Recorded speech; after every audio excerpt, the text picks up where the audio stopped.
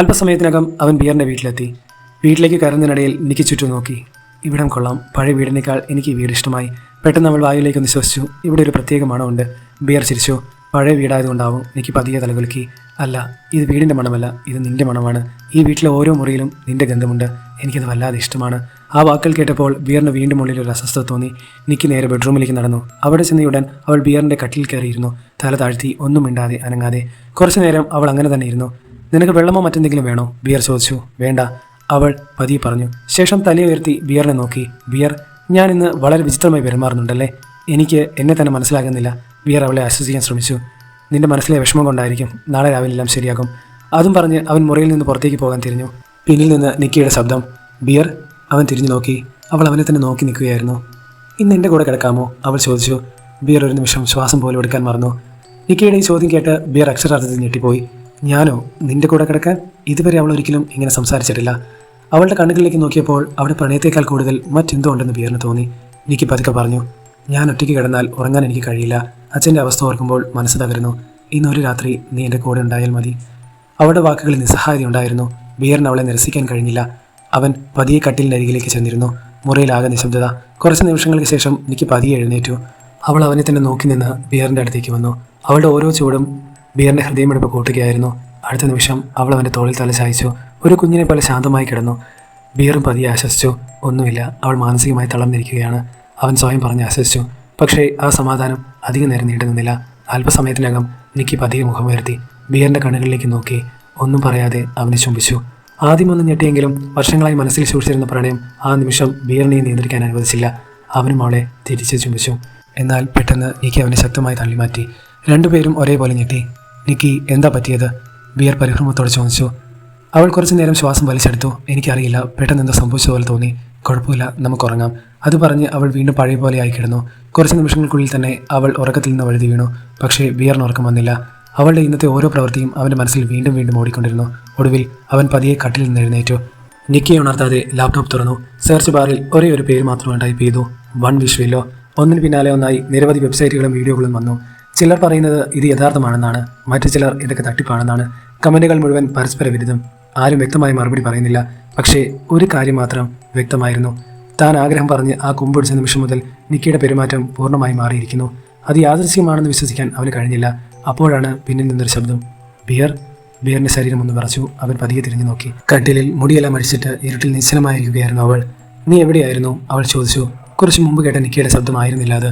Beer പരുങ്ങിക്കൊണ്ട് പറഞ്ഞു. ഞാനൊന്ന് bathroom വരെ പോയതാ. നിക്കിയുടെ മുഖത്ത് ഒരു വിചിത്രമായ ചിരി വിരിഞ്ഞു. ഇല്ല, നീ കള്ളം പറയുകയാണ്. ആ വാക്കുകൾ കേട്ടപ്പോൾ ബിയറിന്റെ നെഞ്ചിലൂടെ ഒരു തണുത്ത വിറയിൽ പാഞ്ഞുപോയി. കാരണം അവൻ ബാത്റൂമിൽ പോയിരുന്നില്ല. അത് അവൾ എങ്ങനെ അറിഞ്ഞു? നിക്കി പതിയെ കൈ നീട്ടി. ഇങ്ങോട്ട് വാ, എൻ്റെ അടുത്ത് വന്ന് കിടക്ക്. ഭയവും സംശയവും നിറഞ്ഞ മനസ്സോടെ ബിയർ വീണ്ടും അവളുടെ അരികിൽ കിടന്നു. ആ രാത്രി അവൻ ഉറങ്ങാനായില്ല. കാരണം അവൻ്റെ തൊട്ടടുത്ത് കിടക്കുന്നത് അവൻ സ്നേഹിച്ചിരുന്ന നിക്കിയാണോ അതോ മറ്റാരെങ്കിലുമാണോ എന്ന സംശയം അവൻ്റെ ഉള്ളിൽ ജനിച്ചിരുന്നു. ആ രാത്രിയിലുടനീളം ബിയറിന് ഒരു നിമിഷം പോലും കണ്ണടയ്ക്കാൻ കഴിഞ്ഞില്ല. അവൻ്റെ തൊട്ടടുത്ത് നിക്കി ശാന്തമായി ഉറങ്ങുന്നുണ്ടായിരുന്നു. പക്ഷേ ആ ശാന്തത പോലും അവനെ ഭയപ്പെടുത്തുകയായിരുന്നു. ഒടുവിൽ പുലർച്ചെ വെളിച്ചം മുറിയിലേക്ക് വീണപ്പോൾ ബിയർ പതിയെ കണ്ണു തുറന്നു. അവൻ്റെ അരികിൽ കിടന്നിരുന്ന നിക്കിയെ കാണാനില്ല. നിക്കി അവൻ പതിയെ വിളിച്ചു. മറുപടിയില്ല. മുറിയാകെ നോക്കിയ ശേഷം അവൻ അടുക്കളയിലേക്ക് നടന്നു. എന്നാൽ അവിടെ കണ്ട കാഴ്ച അവൻ്റെ ശരീരത്തിലൂടെ ഒരു തണുത്ത വിറയൽ പായിച്ചു. ഇന്നലെ അടക്കം ചെയ്ത തൻ്റെ പ്രിയപ്പെട്ട പൂച്ച വീണ്ടും വീട്ടിനുള്ളിലുണ്ടായിരുന്നു. ഒരു വെളുത്ത തുണിയിൽ ഭംഗിയായി കിടത്തിയിരിക്കുന്നു. ചുറ്റും പൂക്കൾ വിതറിയിരിക്കുന്നു. മെഴുകുതിരികൾ കത്തിച്ചു വെച്ചിരിക്കുന്നു. ആരുടെയോ അന്ത്യകർമ്മം നടക്കുന്നത് പോലെ. ആ പൂച്ചയ്ക്ക് ഒരു ശവസംസ്കാരം ഒരുക്കിയിരിക്കുകയാണ്. ആ കാഴ്ച കണ്ട് ബിയറിൻ്റെ ശ്വാസം നിലച്ചു. നിക്കി, അവൻ ഉറക്കെ വിളിച്ചു. അപ്പോഴാണ് നിക്കി തിരിഞ്ഞു നോക്കിയത്. മുഖത്ത് അതേ നിഷ്കളങ്കമായ പുഞ്ചിരി. എന്താ? അവൾ ചോദിച്ചു. ഇതെന്താണ്? ബിയർ പറച്ച ശബ്ദത്തിൽ ചോദിച്ചു. നിക്കി വളരെ സ്വാഭാവികമായി മറുപടി പറഞ്ഞു. ഈ പൂച്ച നിന്റെ ജീവനായിരുന്നില്ലേ?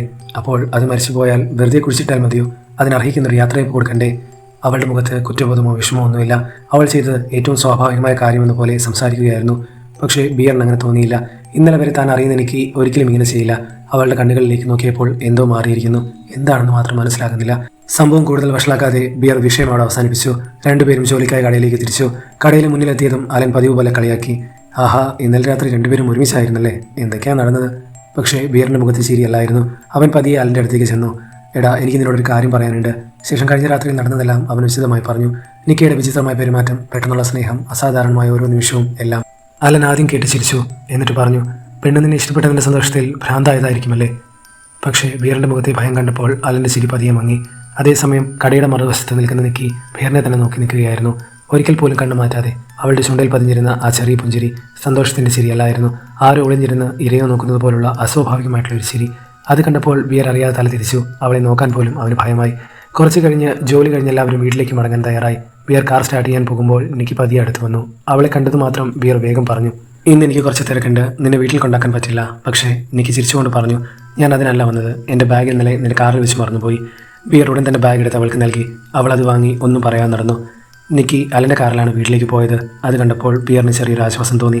വീട്ടിലെത്തിയ ഉടൻ അവൻ വീണ്ടും ലാപ്ടോപ്പ് തുറന്നു. വൺ വിഷ് വില്ലോ അതിനെക്കുറിച്ചുള്ള വിവരങ്ങൾ അവൻ വീണ്ടും തിരയാൻ തുടങ്ങി. ഒരു ശാപമാണോ അത്, അല്ലെങ്കിൽ യാദൃശികമായ സംഭവങ്ങളോ? ഒരു ഉത്തരവ് ലഭിച്ചില്ല. സംശയം കൂടിക്കൊണ്ടേയിരുന്നു. ഒരാശയക്കുഴപ്പത്തിനിടയിൽ അവൻ അലനെ വിളിച്ചു. എടാ, നിക്കിക്ക് ഇപ്പോൾ എങ്ങനെയുണ്ട്? അവൻ പറഞ്ഞു. അവൾ വളരെ നോർമലായിരുന്നു. ഞാൻ അവളെ വീട്ടിൽ കൊണ്ടാക്കി. നീ പറഞ്ഞതുപോലെ ഒരു പ്രശ്നവും എനിക്ക് തോന്നിയില്ല. ആ മറുപടി കേട്ട് ബീർ കൂടുതൽ ചിന്തിക്കാൻ ആരംഭിച്ചു.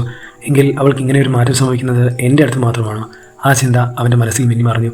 അതേസമയം വീട്ടിലെ ജനലിന് പുറത്തുകൂടി ഒരു നിഴൽ പതിയെ നീങ്ങുന്നത് അവൻ ശ്രദ്ധിച്ചു. ആരോ വീടിന് ചുറ്റും നടക്കുന്നു.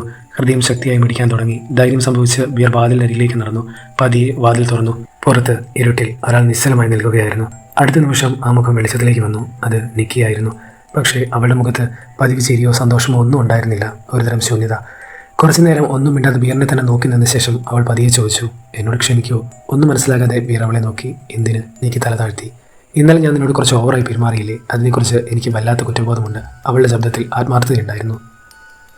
ചിലപ്പോൾ ഇന്നലെ നടന്നെല്ലാം മദ്യത്തിൻ്റെ പ്രശ്നമായിരിക്കാം. അവൻ ചെറുതായി ചിരിച്ചു. സാരമില്ല, അതൊക്കെ വിട്ടേക്കും. നിക്കിയുടെ മുഖം തെളിഞ്ഞു. എന്നാൽ അടുത്ത നിമിഷം തന്നെ അവൾ വീണ്ടും സംസാരിച്ചു. ബിയർ, എനിക്ക് കുറേ നാളായി നിന്നോടൊരു കാര്യം പറയാനുണ്ട്. ബിയർ അവളെ ശ്രദ്ധയോടെ നോക്കി. അവളുടെ കണ്ണുകൾ നിറഞ്ഞു. ഒരു നിമിഷം അവൾ ശ്വാസമെടുത്തു. ശേഷം പറഞ്ഞു, ഐ ലവ് യു. ആ 3 വാക്കുകൾ വർഷങ്ങളായി കേൾക്കാൻ കൊതിച്ചിരുന്ന വാക്കുകൾ. ബിയറിന് തന്റെ ചെവികളെ വിശ്വസിക്കാൻ പോലും കഴിഞ്ഞില്ല. അവൻ സ്വപ്നം കാണുകയാണെന്ന് പോലും സംശയിച്ചു. ഒന്നും ചിന്തിക്കാതെ അവൻ നിക്കിയുടെ കൈപിടിച്ചു. രണ്ടുപേരും വീടിനുള്ളിലേക്ക് നടന്നു.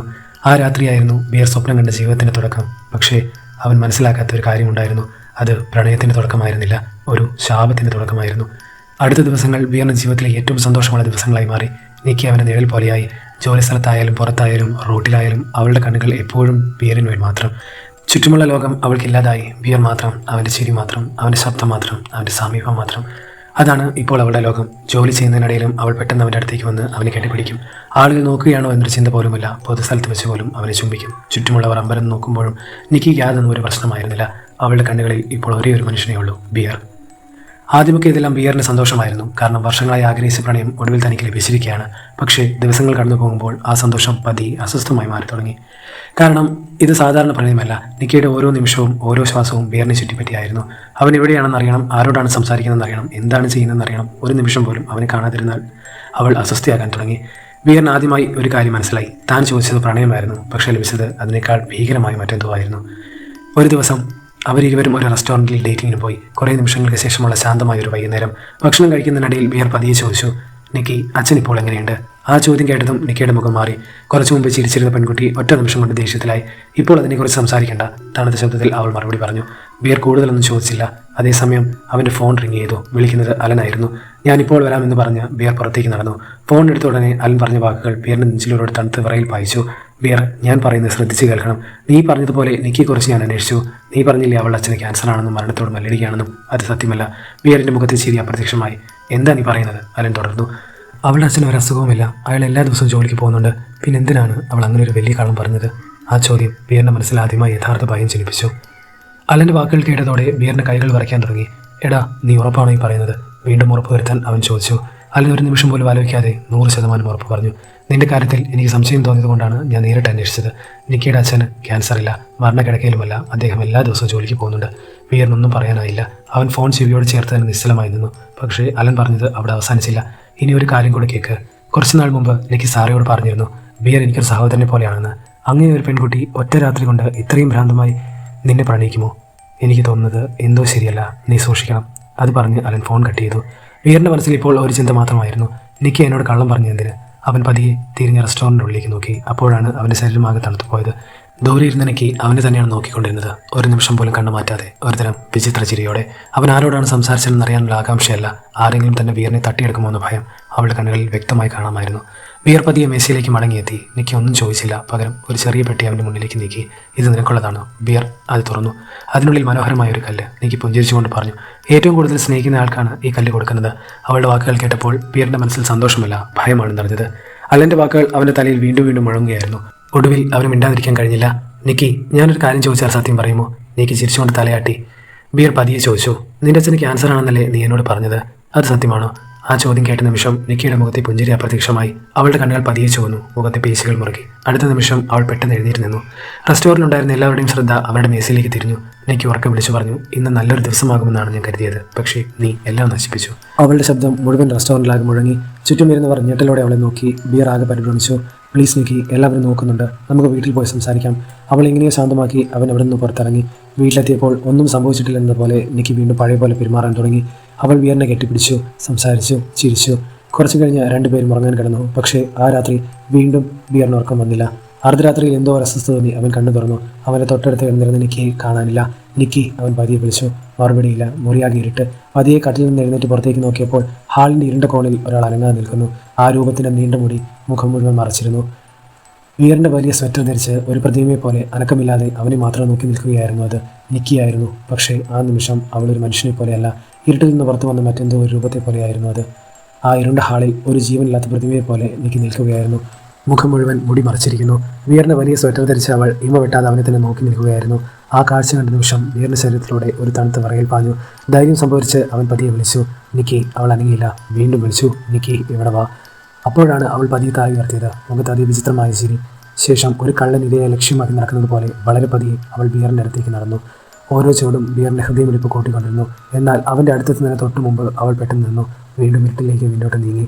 അവർ നിന്നുകൊണ്ട് ശാന്തമായി പറഞ്ഞു, ഇവിടെ നിന്ന് നിന്നെ നോക്കുമ്പോൾ എന്ത് ഭംഗിയാണെന്നറിയുമോ? ആ ശബ്ദം കേട്ട് ബിയറിൻ്റെ ശരീരം വീണ്ടും പറച്ചു. കാരണം അത് നിക്കിയുടെ ശബ്ദമായിരുന്നെങ്കിലും ആ ശബ്ദത്തിനുള്ളിൽ മറ്റാരുടെയോ സാന്നിധ്യം ഒളിച്ചിരിക്കുന്നത് പോലെ തോന്നി. കുറച്ചു നേരം അവൾ അവനെ തന്നെ നോക്കി നിന്നു.